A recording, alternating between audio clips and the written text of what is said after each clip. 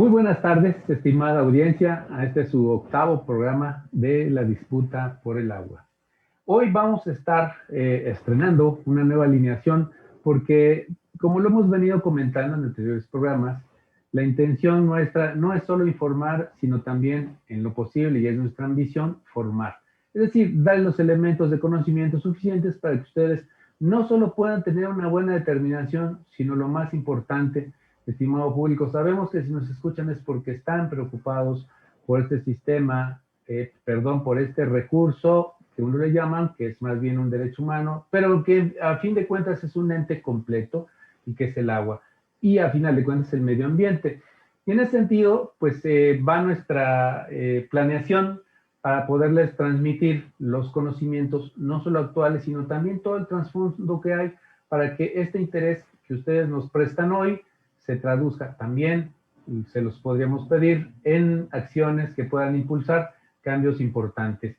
Pues bien, en este sentido, pues vamos a tener hoy la presentación inicial con la compañera Lluvia Gómez, que nos va a exponer precisamente todo el tema actual, y no es solo un pronóstico de clima, créame, ya lo verán, es toda una determinación, una precisión para entender sobre todo fenómenos muy fuertes y muy catastróficos como el actual que están sufriendo nuestros hermanos de Yucatán.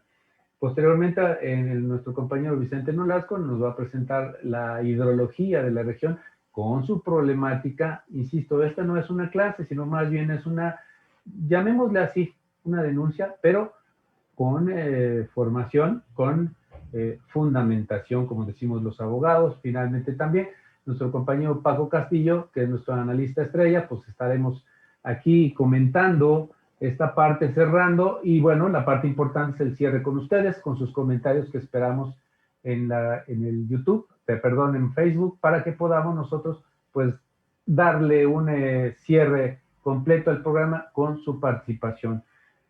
Dicho lo anterior, vuelvo a darles la bienvenida a este su octavo programa de la disputa por el agua y le cedo la palabra a mi compañera Lluvia Gómez, que nos va a dar la información correspondiente al sistema del agua. Adelante, compañera Lluvia. Claro que sí, buenas tardes a todos, ¿cómo están?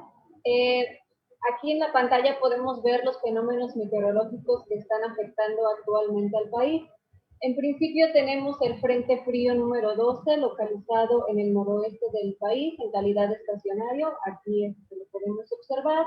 Este estará generando condiciones de cielo mayormente nublado, con potencial para lluvias y, por supuesto, bajas temperaturas en la parte noroeste del país. Por otro lado, tenemos la tormenta tropical ETA, aquí localizada sobre el Golfo de México, cuyas bandas nubosas van a generar también precipitaciones en toda la zona de la península de Yucatán y parte de Tabasco incluso. Para el estado de Puebla tenemos condiciones de relativa estabilidad, ya que lo que nos está afectando es una alta presión, un sistema de alta presión que va a generar condiciones de cielos mayormente despejados. La probabilidad de lluvias para esta semana es muy baja. Ahorita vamos a observar en los siguientes mapas. Más bien aquí lo más representativo para la entidad son las bajas temperaturas que se van a estar registrando, sobre todo en horas de la mañana y bueno, ya durante la noche. Durante el día tenemos una recuperación en los valores de temperatura debido a, pues, a la radiación solar que nos llega durante el día. Ahorita voy a pasar las demás imágenes. ¿Quiere avanzar? Ya. Esta imagen que tenemos acá es el pronóstico del tiempo para el día de mañana a las 7 de la mañana. Esta es su temperatura. Y bueno, como podemos observar, las temperaturas más bajas se presentan en esta zona, que es el corredor de Libres Oriental. Ahí estamos esperando que temperaturas mínimas por abajo de los 5 grados centígrados, incluso podrían estar presentando algunas heladas. Para el municipio de Puebla tenemos temperaturas mínimas que oscilarán entre los 7 y 9 grados centígrados. Para el día 11, que es el día miércoles, igual tenemos acá valores de temperatura mínimos en Puebla capital de 8 a 10 grados centígrados, se recupera un poco la temperatura, pero bueno, para el día jueves 12 de noviembre, pues igual, los valores oscilan entre los 7 y 9 grados centígrados. Las zonas donde estamos esperando las temperaturas más bajas son nuestro corredor Libres Oriental y también en las sierras norte y nororiental, sobre todo en los municipios de Huauchinango, Tuxtepec, Zacatlán y todos los aledaños a esta zona. Los demás estamos esperando temperaturas mínimas, sobre todo en las sierras, en la Mixteca y en la Sierra Negra. Estamos esperando mínimas que oscilen entre los 12 y 14 grados centígrados. Como sabemos, por sus características orográficas, estas zonas, la temperatura tiende a ser más alta que el resto del estado. En cuanto a nuestro pronóstico de sistemas frontales, de momento pues no tenemos alguno que represente alguna amenaza para el estado de Puebla. Este pronóstico que pongo en pantalla es válido hasta el día 16 de noviembre. Acá tenemos cada una de las imágenes. Estas franjas, bueno, triangulitos azules son los sistemas frontales que esperamos para los próximos días y ninguno representa alguna amenaza para la entidad. Sin embargo, pues sí podremos tener algunas nieblas, sobre todo matutinas, en las sierras norte y nororiental. Y la constante serán pues las bajas temperaturas al amanecer y durante horas de la noche. La recomendación a la población es mantenerse abrigados porque pues en las zonas más altas del estado y sobre todo las zonas que se encuentran en las faldas de los volcanes, el termómetro sí se espera que descienda por abajo de los 5 grados centígrados. Entonces, pues ahí una recomendación importante es no encender fogatas en el interior de los hogares, puesto que esta es una práctica común entre los pobladores debido pues, a las condiciones de clima. Sin embargo, no es recomendable. Y bueno, en las demás zonas la recomendación es abrigarse, ingerir alimentos ricos en vitamina C, porque pues la temporada de frío ya empezó, y con ello también las enfermedades de tipo respiratorio. Este es el pronóstico que tengo para esta semana. Se tornan condiciones de estabilidad en cuanto a precipitaciones se refiere. El potencial de lluvias, como comenté, es muy bajo. Y bueno, pues aquí lo más importante ahora son las bajas temperaturas que se puedan estar registrando. Haciendo un poco un recuento de lo que sucedió la semana anterior, tuvimos el Frente Frío número 11, que dejó lluvias importantes pues, en algunas regiones del país, sobre todo en el estado de Tabasco. Ahí es donde tuvimos muchas lluvias. Ahorita voy a hacer un resumen de las condiciones que se presentaron y un pequeño análisis de lo que sucedió, porque bueno, pues este es un tema que ha sido muy relevante durante el fin de semana, sobre todo por los daños generados en la zona. Tuvimos muchas inundaciones, incluso pérdidas humanas, y pues bueno, la cuestión meteorológica forma parte de este fenómeno, de este desastre que se presentó. Sin embargo, no es la única condición que detonó este desastre. Bueno, haciendo un poco de análisis, en la imagen yo les presento la precipitación en el estado de Tabasco. Aquí podemos ver que en la zona llueven desde los 500 milímetros hasta más de 4.500 milímetros al año. Para que tengamos un poco de referencia de cuánto es esta cantidad, aquí en Puebla llueven de 800 a 1.000 milímetros al año. Nos vamos a centrar un poquito en la zona de Villahermosa, pues es una de las zonas que más se inundan cuando sucede este tipo de eventos en el estado de Tabasco. Aquí en la zona de Villahermosa llueven aproximadamente de 2.000 a 3.000 milímetros, dependiendo de la zona, y bueno, pues como pueden ver, la zona de Tabasco o el estado tiene una amplia gama de precipitación. Les comentaba que nos enfocaríamos en la estación meteorológica de Villahermosa. Así es como se distribuye la precipitación en condiciones normales a lo largo del año. Tenemos que el mes más lluvioso del año en Tabasco, en Villahermosa, es el mes de septiembre. Bueno, la precipitación en este mes es de aproximadamente 330 milímetros.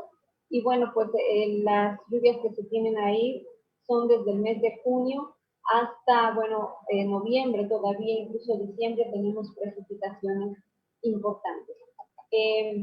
Quería presentar esta gráfica porque, bueno, pues ahí nos da idea de cómo se distribuye la precipitación durante el año. Vamos a hacer un poquito un recuento de cómo están las condiciones aquí en Tabasco. En cuanto a condiciones meteorológicas, ya les mencioné que llueven aproximadamente los 2.000 milímetros en esta zona, en Villahermosa. Sin embargo, bueno, pues ahí las condiciones son muy importantes. La orografía juega un papel muy importante en la región, puesto que es una llanura. Ahí pues los suelos son pantanosos y esto genera, por supuesto, que con precipitaciones tal vez no tan abundantes, pues se generen problemas como los que se presentaron el fin de semana. También, bueno, tenemos aquí la desembocadura de ríos importantes, que son el Grijalva y el Usumacinta, y también una condición importante es que el 60% del territorio está a un nivel inferior de los 20 metros sobre el nivel del mar. Particularmente Villahermosa está a 10 metros sobre el nivel del mar. Entonces, además de ser una llanura, pues esto sí representa, son condiciones que se combinan para que se desencadenen los fenómenos que se presentaron.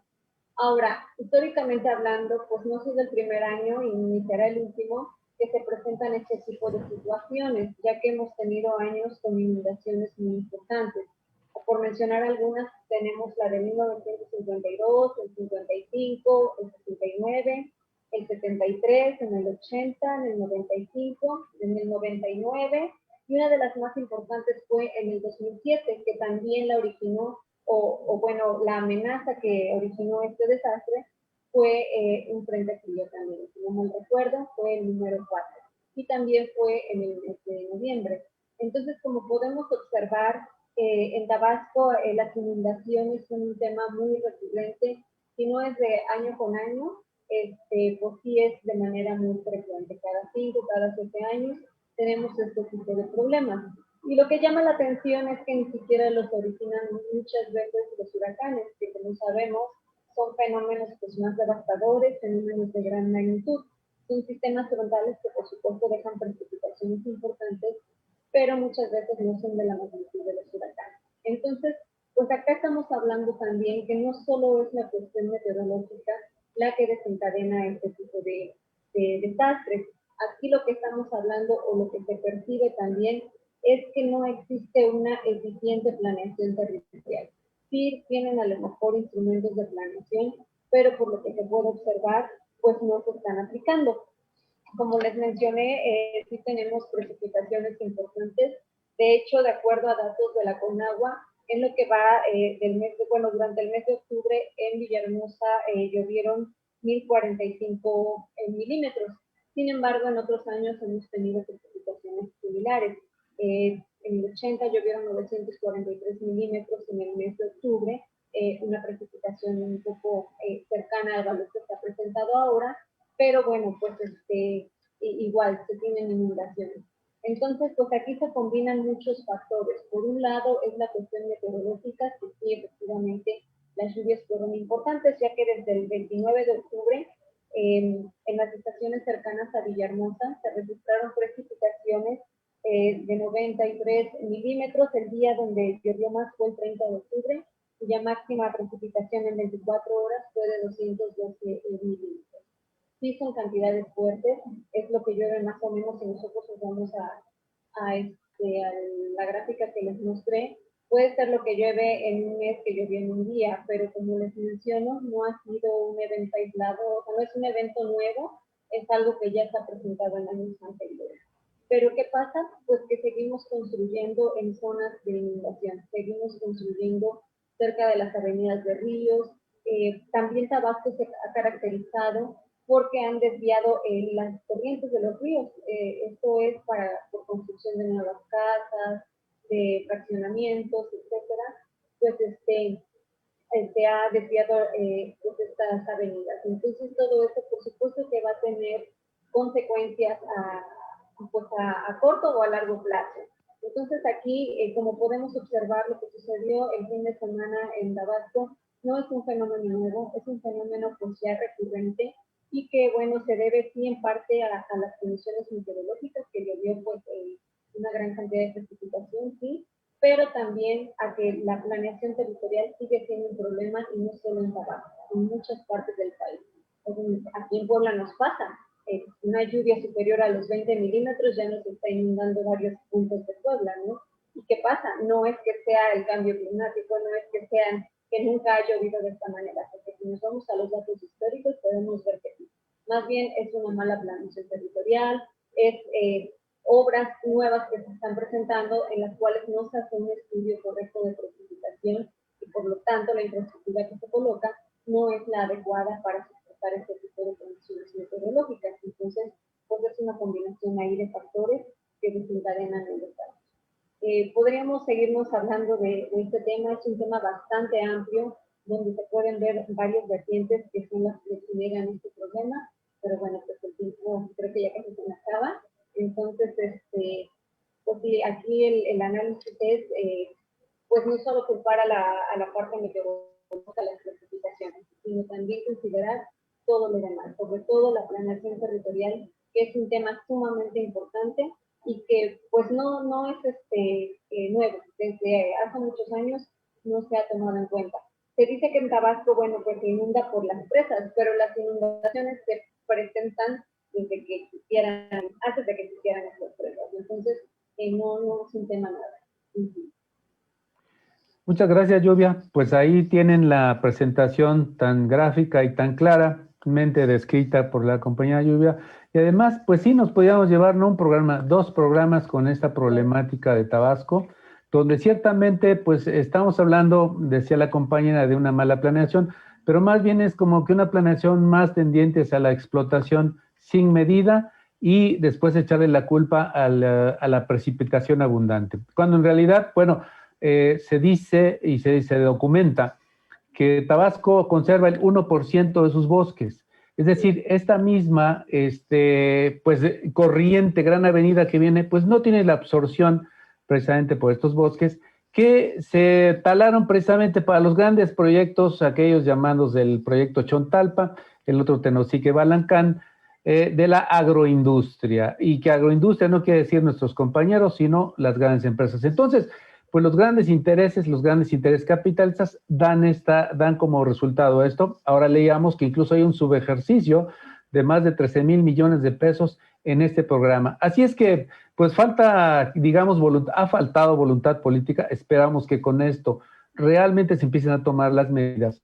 Sus compañeros de Tabasco ya están emprendiendo las acciones, inclusive unas penales en contra de Conagua y CFE, que no esperamos ese resultado penal, sino esperamos que se recuperen paulatinamente estas condiciones de habitabilidad y del buen vivir con la naturaleza en Tabasco.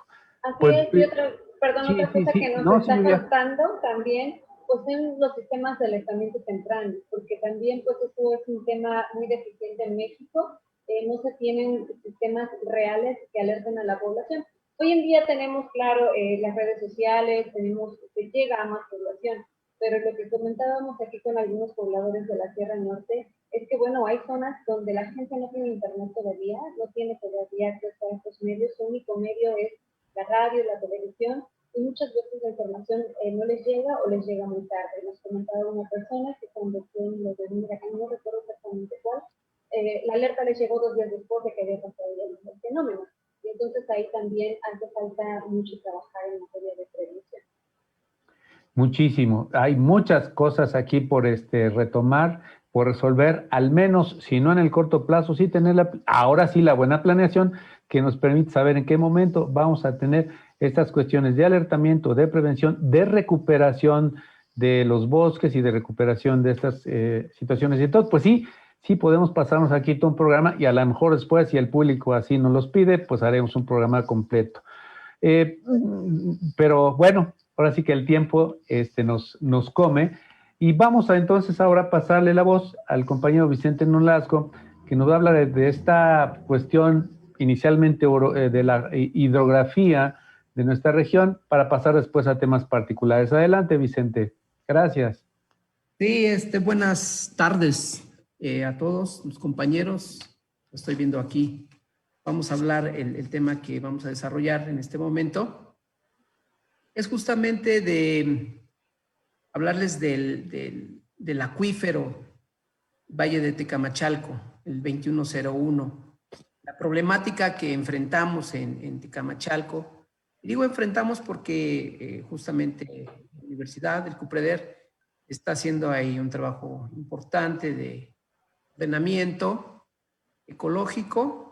En el 2013, si no mal recuerdo, hicimos un trabajo de atlas de riesgos.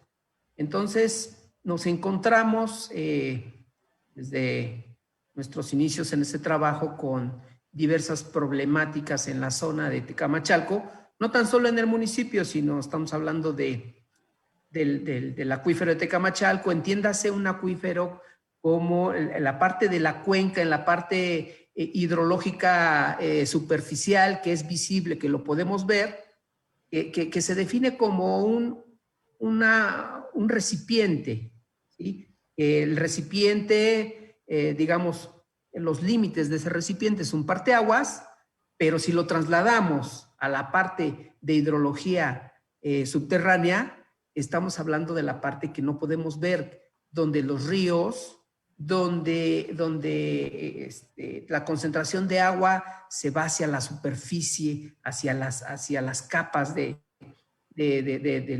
subsuelo, ¿sí? Y que en la parte de los estratos, la parte estratigráfica, la parte geológica, forma también un reservorio, un receptáculo que se le denomina acuífero.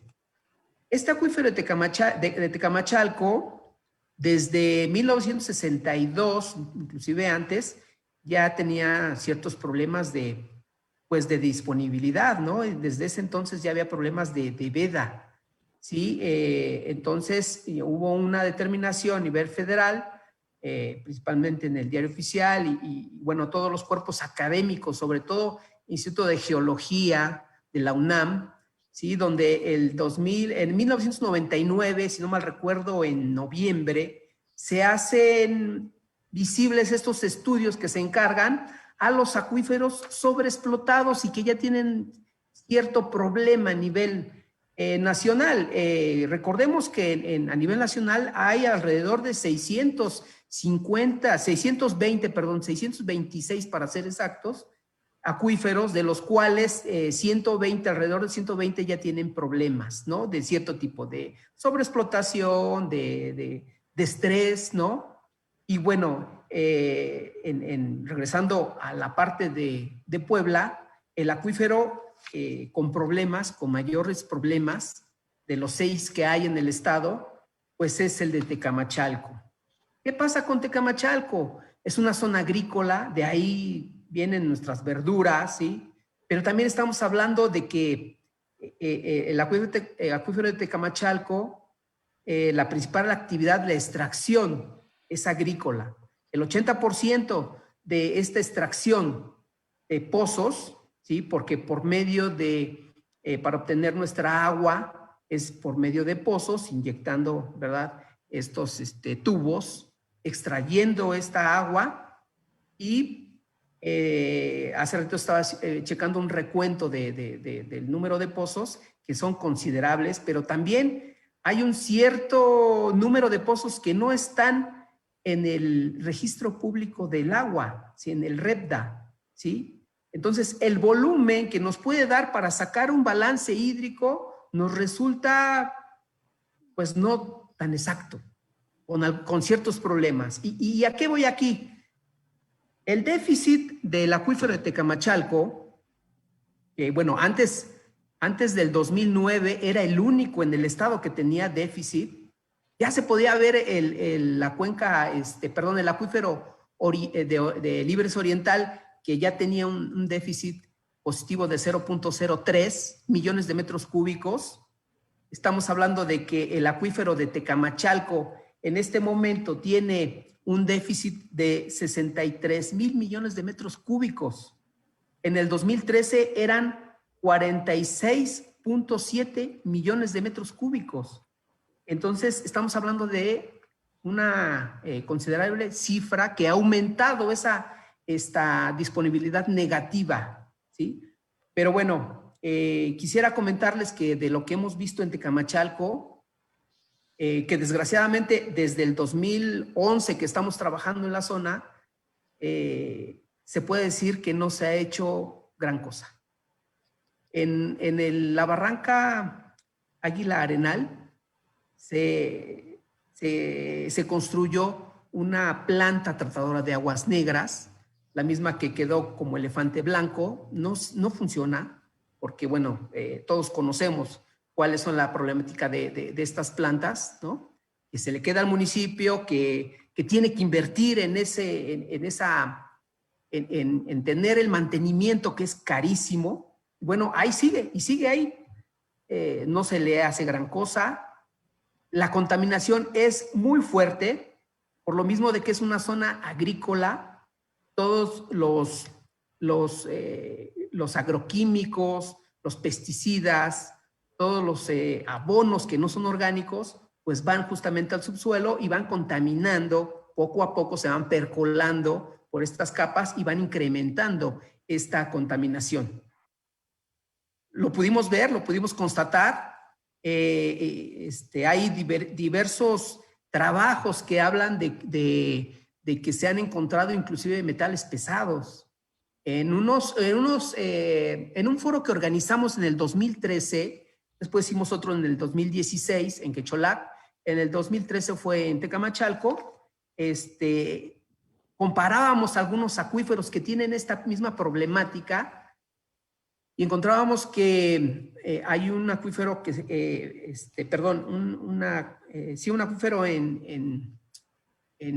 que se llama Independencia en la parte de León, Guanajuato, donde ahí los problemas son muy fuertes y son equiparables con lo que ya podemos ver acá. ¿Qué había allá y qué hay acá? Allá, bueno, ya hay un avance de estudios muy fuertes. Han encontrado la presencia de flúor en las personas, en jóvenes de 18 años que se les empiezan a caer los dientes. Primero se les ponen amarillos, después se les empiezan a caer. Pero lo más fuerte es que encontraron arsénico. Arsénico, todos lo sabemos, es cancerígeno, ¿sí? Y estamos hablando de que ese tipo de estudios que se le puede proponer a Conagua, que le puede entrar, ¿sí? Y que esos estudios tendrían que hacerse aquí, ¿sí? Nosotros podemos ver allá en la cuenca de Independencia problemas de salud, no tan solo de riñón, no tan solo de dientes, sino de columnas bífidas en niños prematuros. En Tecamachalco existe el problema, lo pudimos ver, lo pudimos constatar, ¿sí? Problemas de cánceres también, ¿sí? Adicionado a los problemas de diabetes que en todo el país existe.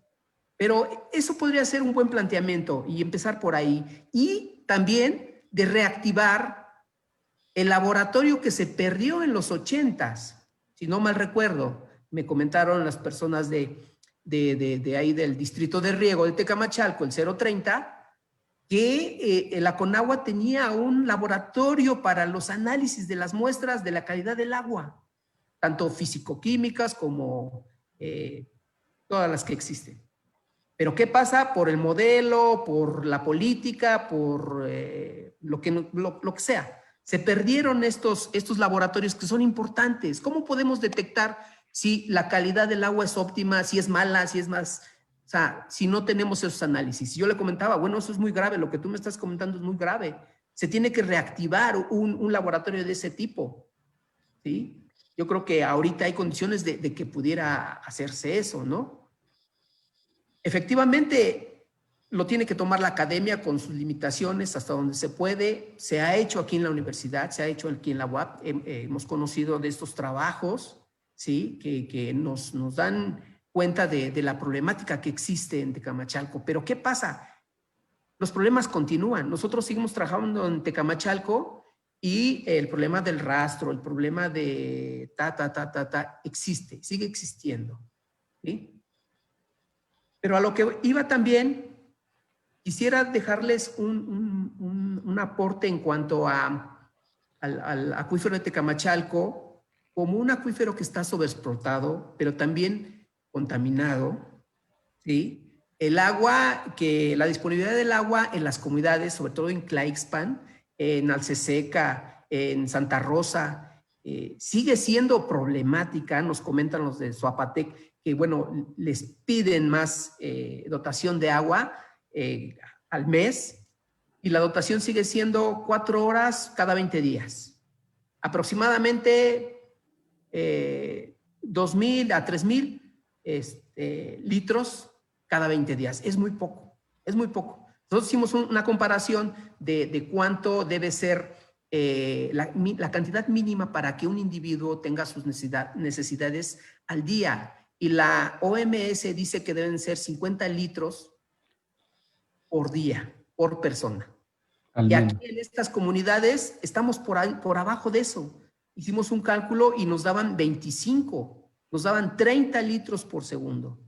En una comunidad que está dentro del acuífero en Acatzingo, que se llama Villanueva, ahí nos fuimos al extremo. Ahí se detectaron hasta 17 litros por persona al día.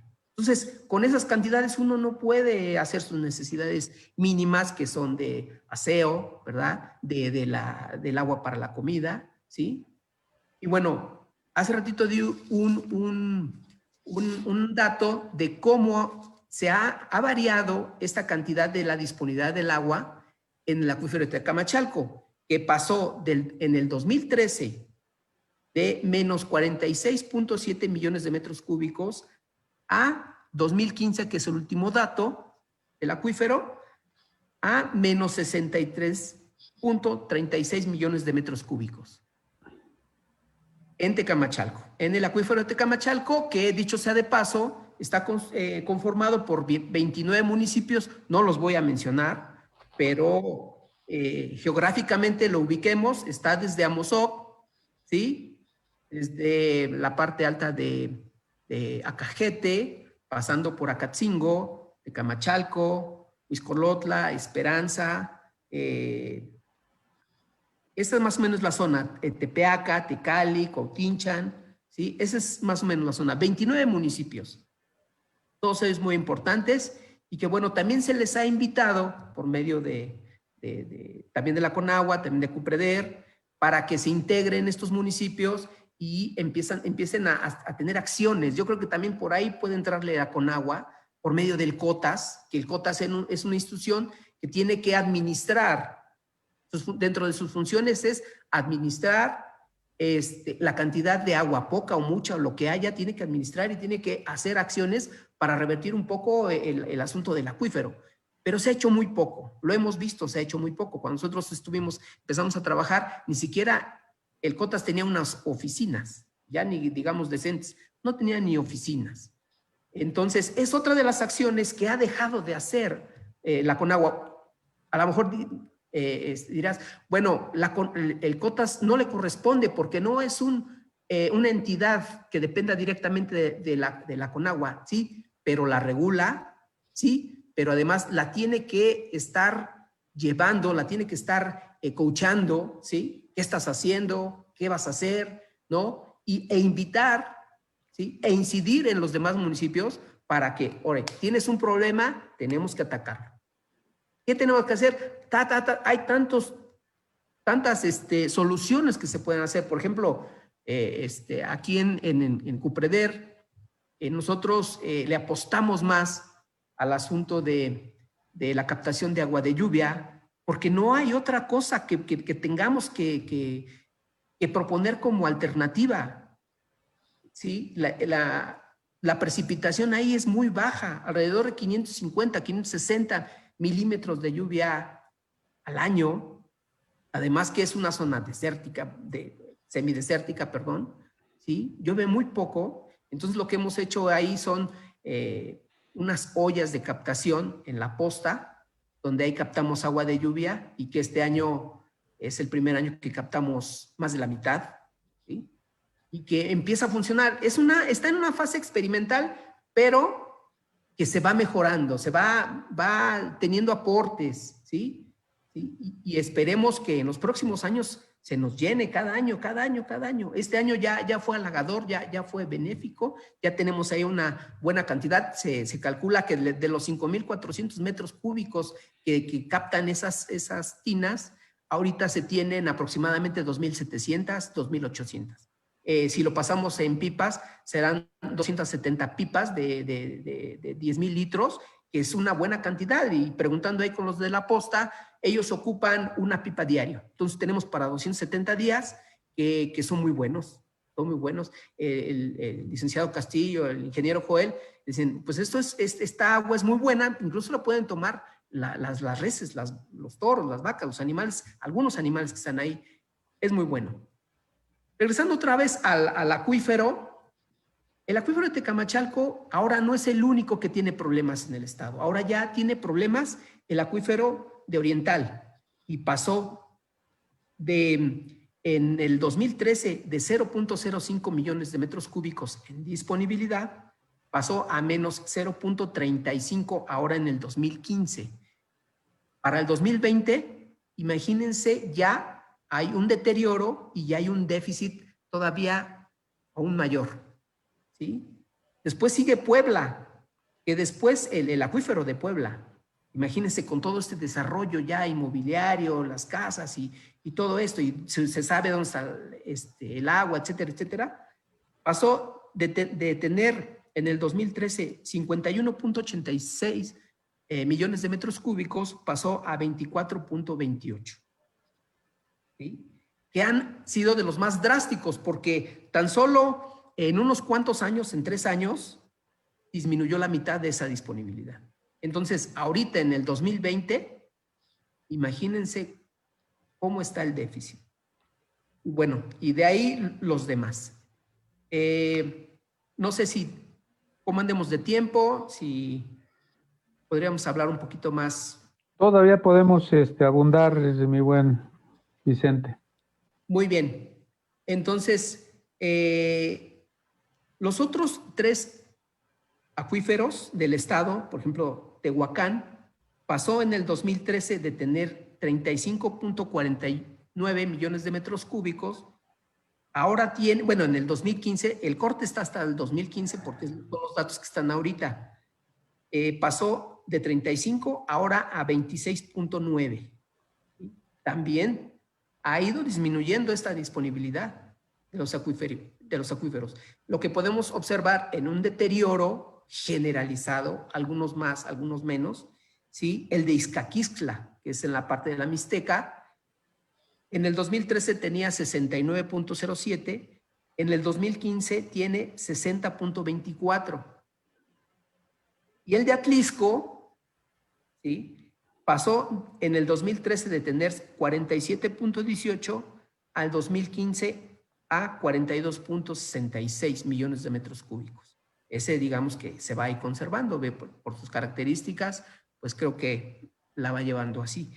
El que sí preocupa, el que sí creo que se tienen que tomar acciones, y digo, porque, bueno, ahí hay muchas cosas y muchos elementos que pueden alterar rapidísimo el asunto del acuífero, y además por sus características físicas, como es el acuífero oriental, que está dentro de una cuenca endorreica. ¿Qué es esto, una cuenca endorreica? Bueno, pues que no tiene salida. ¿Y qué está ahí? Bueno, pues está ahí Ciudad Modelo, está Audi, ¿sí? Y todo, por supuesto, o sea, la comunidad, los pobladores, creo que tienen que ir en primer orden, ¿no? Todos los municipios que están ahí, desde Oriental, Libres, Nopalucan, Grajales, etcétera, etcétera, ¿sí?, que a ellos se les tiene que priorizar la disponibilidad del agua, ¿sí? ¿Y qué pasa? Bueno, todos los desechos llegan a un mismo punto y no tienen salida. Estamos hablando, bueno, de todos estos municipios que en algún momento van a tener una problemática muy fuerte y digo, ligando un poquito el asunto de Tabasco, bueno, nosotros después tendremos problemas inevitablemente de ese tipo, ¿no? Si no es que se le hace algún tipo de arreglo, recordemos la célula, ¿sí? Recordemos la célula y recordemos todas esas obras que se quedaron atrás, que se planearon, que no se hicieron, pero que bueno, aquí tendríamos que sopesar qué es lo que se necesita realmente, ¿no? Sigue creciendo, toda esta población sigue creciendo, siguen necesitando más agua, ¿sí? Hay pobladores ahí en los municipios que ya empiezan a tener problemas porque tienen problemas con FEMSA, tienen problemas con otras empresas porque les quitan su agua. Así de fácil. Las concesiones en el REPDA resulta que son para otras personas, sino justamente para el uso público. Como ocurre en muchos lados, ¿no? Desgraciadamente. ¿Sí?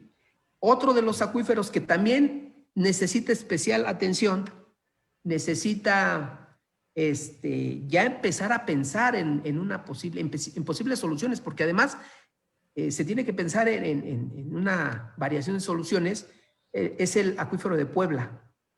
Está disminuyendo, se está precipitando, ¿sí? Y en pocos años ya veremos que la disponibilidad será negativa, ¿sí?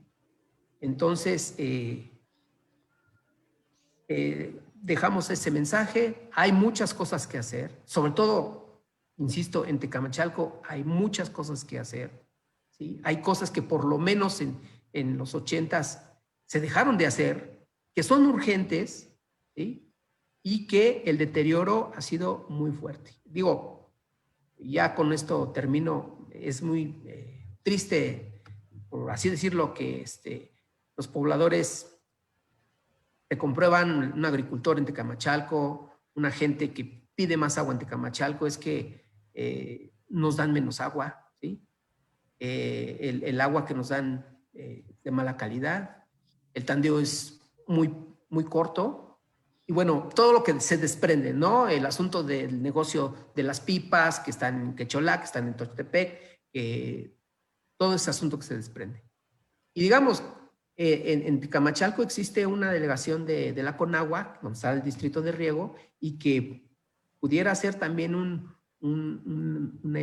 lugar donde pudiera detonarse estrategias para que, a lo mejor tal vez revertir, tal vez, digo, en el ordenamiento nosotros lo planeamos, lo plasmamos, lo empezamos a manejar, que las próximas construcciones, llámese industriales, llámese de casa, uso o habitación, ya contengan unas pequeñas obras de captación de agua de lluvia para paliar un poquito este problema, ¿sí? Y por ejemplo, me recuerdo en la comunidad de Xochimilco, ahí en Tecamachalco, incluso hasta la agua corriente que va en las calles, lo meten a sus aguas para aprovecharla. Eso puede ser una de las primeras soluciones, entre tantas, muchas, ¿eh?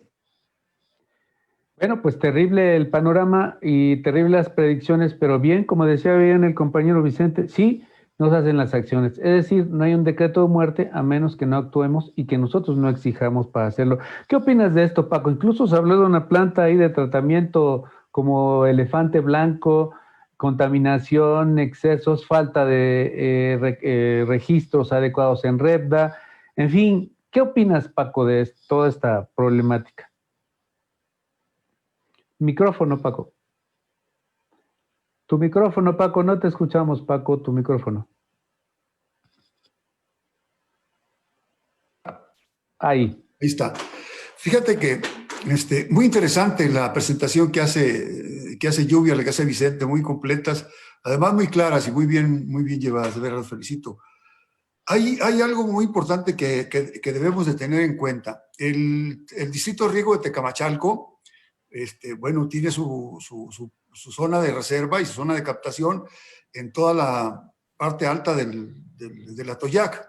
Entonces, la presa de Valsequillo desde 1946 se construyó con la finalidad de crear una zona que sería el granero del centro del país. Y la alimentación de toda esta, más bien la zona de suministro de toda el área de riego, que eran creo que 19,000 o 21,000 hectáreas en esa zona, era la presa de Valsequillo. Tenía agua limpia, la Seca, la Atoyac y el San Francisco. En la medida en que se fue contaminando toda la presa, los ríos primero, después la presa, entonces empezaron a tener serias restricciones todos los campesinos de la zona, porque pues ellos siembran hortalizas, como decía Vicente, que son rentables, que les daban una buena producción, buen nivel de ingresos, las condiciones eran muy adecuadas para el cultivo, los terrenos son planos.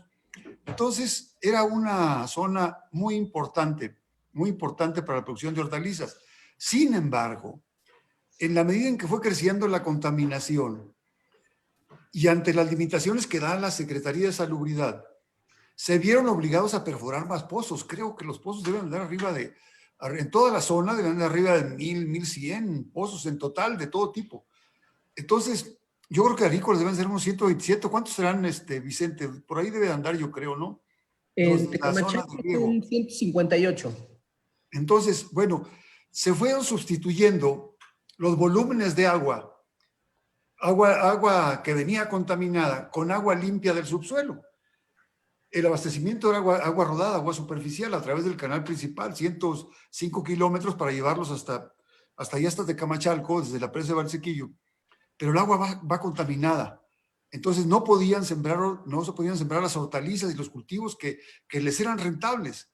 Entonces les dieron permiso para que perforaran pozos donde pudieran sacar agua limpia. Esto hizo una presión muy fuerte sobre el acuífero de Tecamachalco, de tal manera que ahorita tenemos los déficits que está señalando Vicente, 63 millones de metros cúbicos anuales, cuando la recarga es como de 130 o 100 y tantos por ahí. Y 157. Como 343 millones de metros cúbicos, ¿te imaginas la diferencia tan grande? Aunque dice Conagua que ellos solamente tienen concesionados como 200 millones de metros cúbicos al año. Entonces, la presión es muy fuerte para el acuífero. Es necesario establecer un plan de manejo, pero lo más importante, es necesario que se construyan las plantas de tratamiento en la ciudad de Puebla.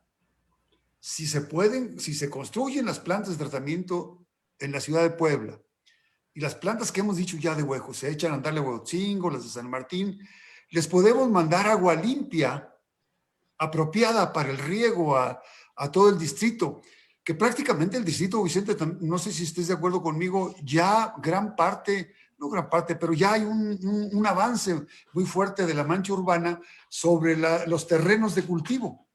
Los terrenos de cultivo se están ocupando por viviendas, por desarrollos, desarrollos inmobiliarios. Entonces, cada vez esta indolencia de las autoridades de Conagua y de SEAS y del gobierno del estado y todos ellos, pues han provocado que se venga abajo prácticamente la agricultura. No pueden ellos tener cultivos rentables. Están cultivando maíz y alfalfa prácticamente.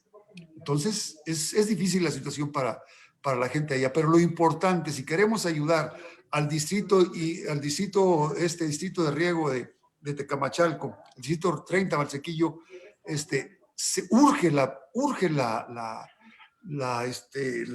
construcción de las plantas de tratamiento, exigirle aguas de Puebla, porque son 250 millones de metros cúbicos que se distribuyen en dos riegos de auxilio. Entonces, ese volumen de agua limpia, imagínate el potencial que tiene para esa zona, le ayudarías mucho a la economía de esa región y le quitarías algo de presión a los pozos agrícolas. No lo quiero decir que sería la solución para acabar con la sobreexplotación del acuífero. No, está muy sobreexplotado el acuífero. Es necesario hacer un buen plan de manejo del acuífero que les permita tener una serie de controles. Y vuelvo a hacer el mismo llamado al gobierno del estado, el sanear las aguas del río Atoyac, de la Tseseca, del San Francisco y las aguas de Zaguapan, no es algo que sirva nada más para ver el río limpio. Hay muchos campesinos, muchas familias que viven de esto, no solamente en Tecamachalco, también en el valle de Atlisco y Zúcar. Entonces, es urgente que se presione a la empresa para que construya las plantas de tratamiento para mejorar la economía y también mejorar la salud. Porque, Vicente, te has de dar cuenta que andan regando los campesinos entre las aguas negras en contacto permanente con el riesgo a la salud. Eso es muy importante. Yo creo que es muy buena la exposición, Vicente, muy clara. Ojalá y que tenga difusión todos estos datos que acabas de proporcionar, porque urge echarles la mano a la gente de Tecamachalco. La situación es muy difícil para el abastecimiento de agua y también para los agricultores, para mejorar su economía y su estado de salud. Miren, entonces, pues ahí están, fácil y rápidamente, en 10 minutos, Paco les dijo un par de soluciones que obviamente se pueden implementar. Entonces, pues miren, la intención, pues compañera, compañeros y el auditorio que nos escucha, no es solo que este sea un muro de lamentaciones, sino que tiene las intenciones o las pretensiones de ser un programa gestor. Estos datos, independientemente de que este programa se está grabando, para todo aquel que esté interesado lo puede consultar nuevamente las presentaciones, los comentarios que se hicieron, pero nos los llevamos, los profundizamos. Recordar que hace un mes recuperamos al menos el 90% de Conagua, diría yo. 5 subdirecciones, entre ellas la de Administración del Agua, que estaban ocupadas por personas que se venían arrastrando de hace tiempo y que son responsables de esa falta de acciones que mencionaban Lluvia, Vicente y Francisco, pues ya se salieron, ya no están. Y ahora la subdirectora de Administración del Agua, que es la compañera Elena Burns, que era la coordinadora nacional de Agua para Todos, Agua para la Vida, toda la vida luchando en esto. Entonces, ahora ya tenemos, digamos, las herramientas, los elementos para empezar ahora a trascender de aquí hacia esas exigencias y estos programas que les vamos a solicitar un programa general de acciones y de recuperación, porque se puede. Y si estamos hablando de bolsas pendientes de ejecutar, pues incluso ahí tenemos dinero. ¿Qué ha faltado? Bueno, pues lo que estábamos diciendo, al menos en lo corto, una mala administración de estos subdirectores de Conagua. La directora sabemos que también es una persona con muy dudosas, le llamaría así, explicaciones o respuestas, incluso hablando de que en Puebla solo se tenía concesionado el tratamiento de aguas. Bueno, eso realmente creo que si no lo sabía, pues evidentemente es una falta de conocimiento y es una negligencia, y si lo sabía, pues es una corrupción y una complicidad.